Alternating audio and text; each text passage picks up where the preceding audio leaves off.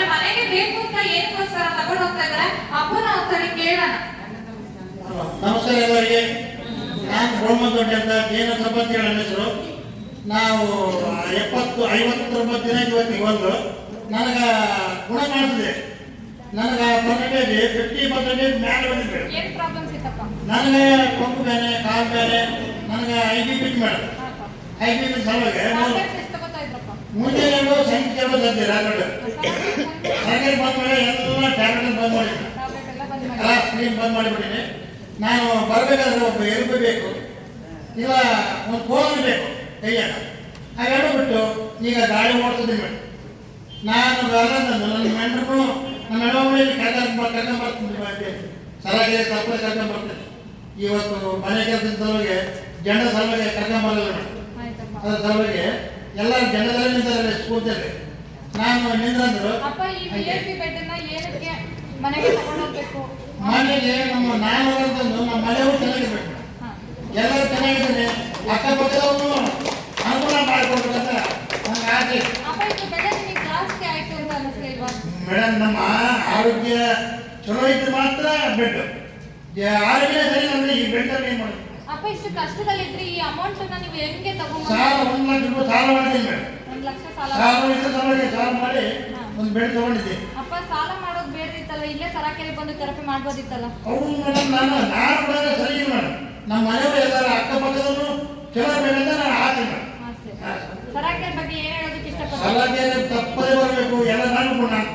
Example, ನನಗೆ ಗುಣ ಆಗಿದೆ. ನಾನು ಬರಬೇಕಾದ್ರೆ ಒಂದು ಎಲ್ಕು ಬೇಕು, ಇಲ್ಲ ಒಂದು ಕೋಲ್ ಬೇಕು ಮೇಡಮ್. ಗಾಡಿ ಓಡಿಸ್ತೀನಿ, ಹಂಗದಲ್ಲಿ ಈ ಗಾಡಿ ಓಡಿಸಿದ್ದೀನಿ. ಸರಾಕೆರೆ ತಪ್ಪದೇ ಬರ್ತೇನೆ. ನಾನು ಒಂದು 10 ಜನಕ್ಕೆ ಹೆಲ್ಪ್ ಮಾಡಿದ್ದೆ. 10 ಜನರಲ್ಲಿ ಒಂದು 5 ಜನ ಬರ್ತಾ ಇದ್ದೇವೆ.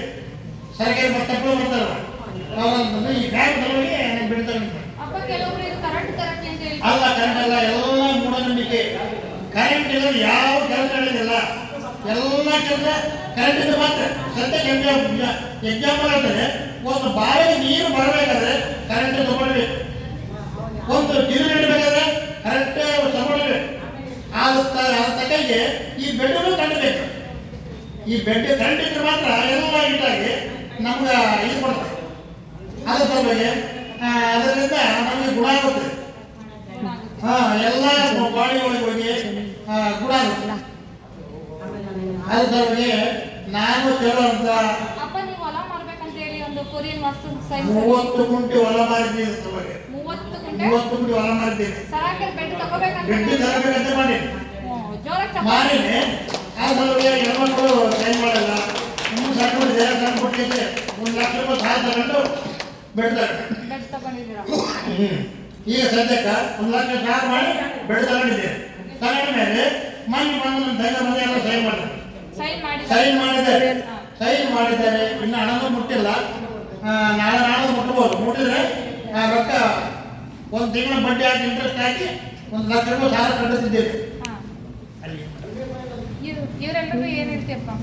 ಎಲ್ಲ ತಪ್ಪ ಸರ್ಕಾರ ಬರ್ಬೇಕಂತ ಕೊರಿಯನ್ ವಾಸ್ತು ಸೈನ್ಸ್ ಮೇಲೆ ಬರ್ತಿದ್ದು ನಿಮ್ಗೆ ಅದು ನೆರವೇರಿದೆಯಪ್ಪ? 100% ಒಂದು ಹಸಿರು ನೋಡಿದ್ರೆ ನಮಗೆ ಜೀವನ ತಂಪು ಆಗುತ್ತೆ, ಯಾಂತ್ರಿಕ ಆಗುತ್ತೆ, ಎಲ್ಲ ಆರಾಮಾಗುತ್ತೆ. ನಾವು ಅನ್ಕೊಂಡಿದ್ದು ನೆರವೇರುತ್ತೆ. ಅಪ್ಪ ಅದ್ರ ಮೇಲೆ ಏನ್ ಬರ್ತಿದ್ರಿ ನೀವು? ಆಮೇಲೆ ಏನಿಲ್ಲ, ನಮ್ಮ ವಿದ್ಯಾಭ್ಯಾಸ ಕಡೆ ನಮ್ಮ ಸರಿಕೊಂಡು ಹುಡುಗ ಆ ಹುಡುಗಿ ವಿದ್ಯಾಭ್ಯಾಸ ಮಾಡಬೇಕು, ಒಂದು ಮನೆ ಕಟ್ಕೊಳ್ಬೇಕು, ಒಂದು ಮದುವೆ ಮಾಡ್ಬೇಕಂತ ಮತ್ತೆ ಆಸೆ. ಅದು ಸಲುವಾಗಿ ಬಂದ್ಬಿಟ್ಟು ಅದು ನೆರವೇರಿದೆಯಪ್ಪ? 100% ನೆರವೇರಿದೆ. ಜೋರ ಚಪ್ಪಾಳೆ ಹಾಕಮ್ಮ. ಅಮ್ಮ ಬಂದ್ಬಿಟ್ಟು ಏನ್ ಮಾಡಿದ್ರೆ ತುಂಬಾ ಪ್ರಾಬ್ಲಮ್ಸ್ ಇಂದ ಸರಾಕೆಗೆ ಬಂದಿದ್ರು. ಆದ್ರೆ ನಾನು ಒಬ್ಬನೇ ಸರಾಕೆಗೆ ಬರ್ತಾ ಇದ್ದೀನಿ. ಮನೆಯವರೆಲ್ಲರೂ ಕೂಡ ಆರಾಮಾಗಿರ್ಬೇಕು ಅನ್ನೋದಕ್ಕೋಸ್ಕರ ಅವ್ರ ಹೊಲನ ಮಾರ್ಬಿಟ್ಟು ಏನ್ ಮಾಡಿದ್ದಾರೆ, ಇವತ್ತು ಸರಾಕೆರಲ್ಲಿ ಇರ್ತಕ್ಕಂಥ VIP ಬೆಡ್ನ ಅವ್ರ ಮನೆಗೆ ತಗೊಂಡು ಹೋಗ್ತಾ ಇದ್ದಾರೆ. ದೇವರು ಅವ್ರ ಮನೆಗೆ ಆರೋಗ್ಯ ಆಯಸ್ಸನ್ನೆಲ್ಲ ಕೊಟ್ಟು ಕುಟುಂಬನ ಚೆನ್ನಾಗಿ ಇಟ್ಟಿರ್ಲಿ ಅಂತ ಹೇಳಿ ನಾವು ಅಪ್ಪನ ಮನೆಗೆ ಆ ಬೆಡ್ಡನ್ನ ಕೊಟ್ಕೋರ್ಸೋಣ. ಜೋರಾಗಿ ಚಪ್ಪಾಳೆ ಹಾಕಿ ಅಪ್ಪ. ಥ್ಯಾಂಕ್ಸ್ ಅಪ್ಪ.